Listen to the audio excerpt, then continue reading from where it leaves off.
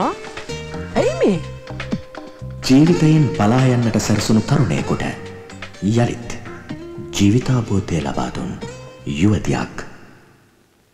සෙනෙහස අහිමි වූ යුවතියකට යලිත් සෙනෙහසේ සුවඳ ලබා දුන් තරුණයෙක්.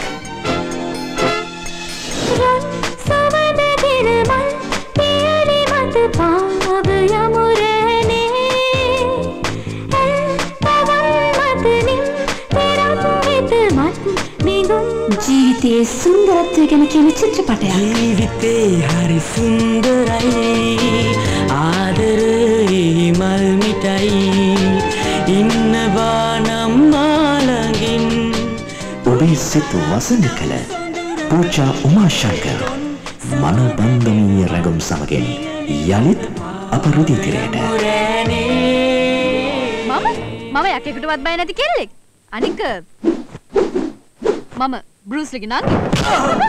වේඩා මාමේ ඔහොම යන්. බෑන? ඕක වගේ නැරි බෑනෙක් මට වැඩක් නෑ. මට පේනවා අයිතියක් තියෙනවා කියලා. ආයි තාවොත් තමුසේ කකුල් දෙක කඩනවා. මොකක්ද මේ කරපු අපරාධේ? මන් දන්නේ මගේ දරුවා. ඔයා කැමති තියෙන එක ගන්න. හැබැයි මේක අදම විසඳ ගන්න. රශ්මි.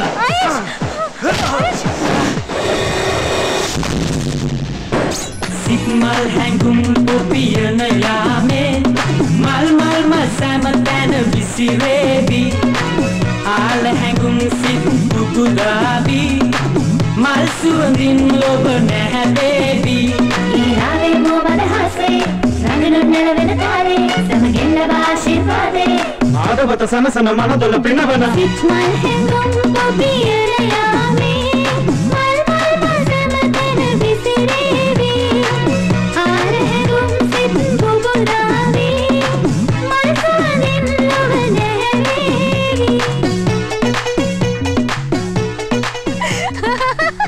ආසයිමම් පියාඹන්න රොසකැලේ පායා එන්න හිරුසේ ඔබට තිලින කළ ධම්මික සිරිවර්ධනගේ සිනමා අධ්‍යක්ෂණය.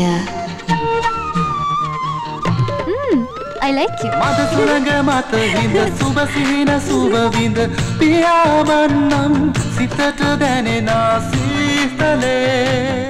ලංකාවේ ලස්සනම තැන්වල රූපගත කළ ඔබේ ජීවිතයට සුවඳ තනවන අලුත්ම සිනමා සිතුවම.